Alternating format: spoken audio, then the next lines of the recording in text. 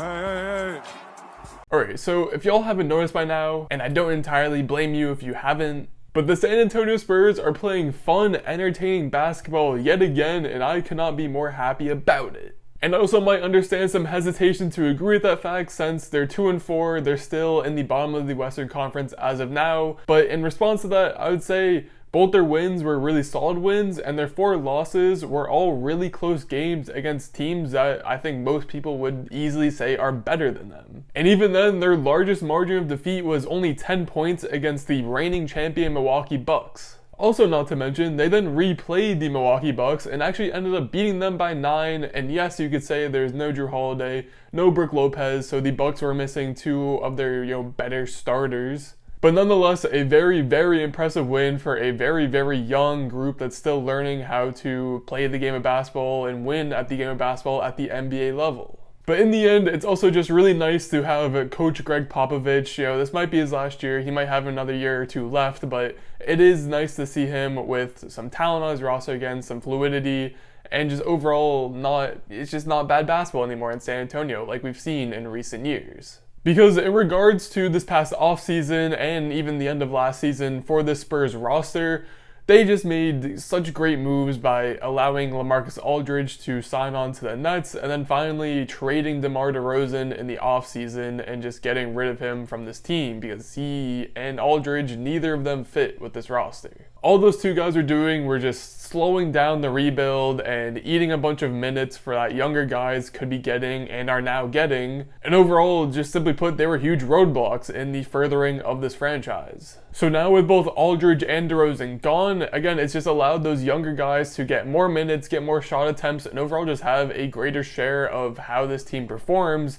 And they've all been doing a tremendous job so far. For starters, DeJounte Murray has emerged as a sort of leader for this group, at least it seems like so far into the season. So far, he's averaging around 18 points, 8 rebounds, and 9 assists, which are all career highs for him so far. Not to mention, he's still the same defensive menace on that side of the court. He's averaging over 2 steals per game, which is also would be a career high if those were to stand. But at the same time, we've known for quite a few years now that DeJounte Murray is a stellar defender. Obviously, he had the ACL injury a couple of years back that slowed him down a little bit. But outside of that, I think most NBA fans are at least aware that he is a great defensive guy. The thing that's been most impressive from DeJounte Murray to open the season is that he's much more confident on the offensive side of the ball now too. He still doesn't quite have the 3-point shot down, but that's something that he's still working on. He's trying to make it more of a threat, and even though it's not that much of a threat right now, he still has ways to work around it due to his excellent work in the mid-range game. I know there are some quotes going around about how Greg Popovich said that there's no finisher, no true leader on this roster, and DeJounte Murray has done his best to answer that call. In both finishes against the Milwaukee Bucks, the Spurs went to a DeJounte Murray-Jakob Poeltl pick and roll for most of their late possessions, and it ended up with a lot of DeJounte Murray either taking floaters or mid-range shots simply because the defense was leaving it open, and in the loss, he didn't hit us quite as many, but in the win, he was knocking them down with ease. Overall, I think it's just a little absurd that he's averaging pretty close to a triple-double so far on the season, and there just seems to not be a whole lot of attention being brought to it. It's almost as if one could possibly say that DeJounte Murray is what Russell Westbrook fans want Russell Westbrook to be in the year 2021, 2022, and it's just, I find that kind of funny. Either way, moving on to the next person that I want to talk about from the Spurs, and that is Olympic gold medalist Keldon Johnson. Now, Keldon's had an alright start to his season, but I remain very confident in the fact that he still has plenty of great basketball ahead of him. He's another guy who still has some work to do on his 3-ball, but when it comes to other aspects of his offensive game, he's still a great driver, great finisher around the rim. You can tell that he's been working on his playmaking too, as he's actually passing out of his drives now, which is a huge, huge upgrade for him. And much like DeJounte, he remains solid on the defensive side of the ball just because he has great size, a great frame on his body, and he's able to slide and stay in front of his offensive player matchup.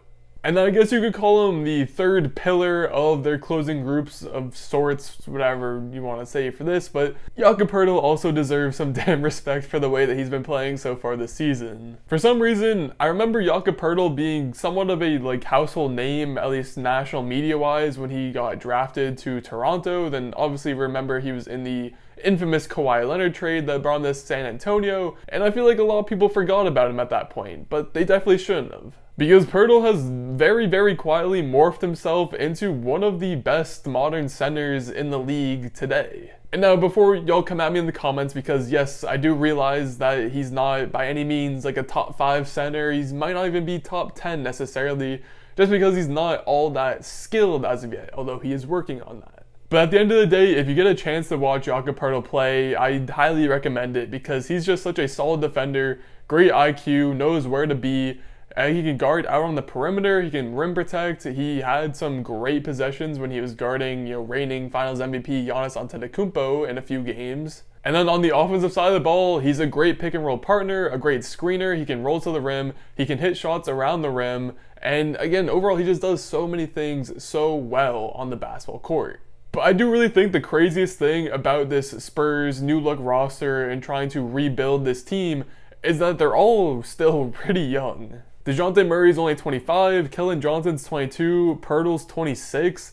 I mean, the oldest rotational players on this team are Doug McDermott at 29, Derek White at 27, and then, I mean, Thad Young, if he even really counts, but his situation's kind of weird right now. Actually, you know what, while I mentioned Thad Young, I'll just go out and say it, that the Spurs just need to trade him and get something back. They could probably get back maybe like a late first or just a future first or just something in general. Because I just don't understand the point of trading for Thad Young if you're only going to play him 9 minutes a night. And I know he's probably a great presence in the locker room. He's a veteran that can teach, Keldon Johnson and other forwards how to play some defense, how to move the ball, stuff like that. But I think the Spurs front office should also factor in that Thad Young is still a very capable player that a bunch of contending teams would probably love to have on their roster. And they should try to make a move on that and make something out of that. But anyway, back to what I was saying about the age thing. We also have Lonnie Walker's 22. We have Devin Vassell, 21. Obviously, they just drafted Joshua Primo, who is still only 18 years old, which is just insane to think about, especially for me now, because he's just 2 full years younger than me. But all those guys, sans Primo, since he's been in the NBA for like a couple months now, all those guys have had plenty of nights where they've shown future capabilities of just either being a great scorer, a great defender. They've shown some sort of attribute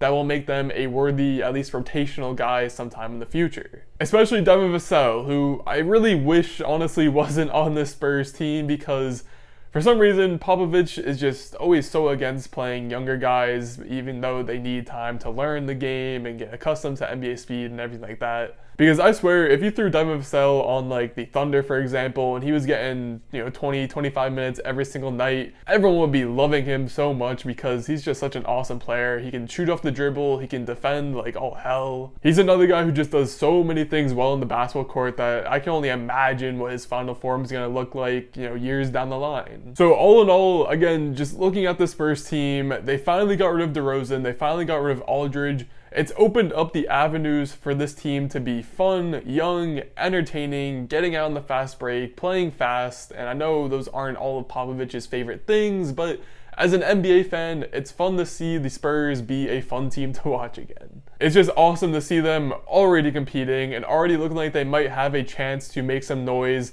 And again, it's an open West this year. The Western Conference is open for what seems like the first time in a while. I think any team that can go on a hot streak at any point can certainly make some noise, especially if that's around, late regular season playoffs.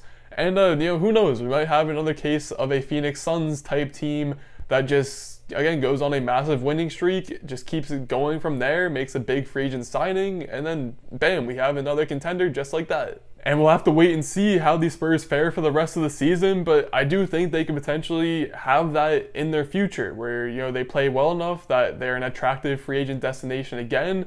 Maybe they can sign one of these B-tier star players on the market, and who knows, they might be in the playoff hunt yet again, and the Spurs maybe will just never ever have that bad of a playoff drought, and fans will be happy forever, and Spurs fans are just so lucky. I hate it. I hate y'all sometimes, but I also enjoy your team's basketball, so I live with it. And if you've made it to this point in the video, then congratulations, you're a real one. Now, if you enjoyed this video, maybe think about hitting the subscribe button. It should be somewhere in this general direction. Or if you're not sure yet, maybe check out another video which should be in this general direction. Either way, thank you for watching.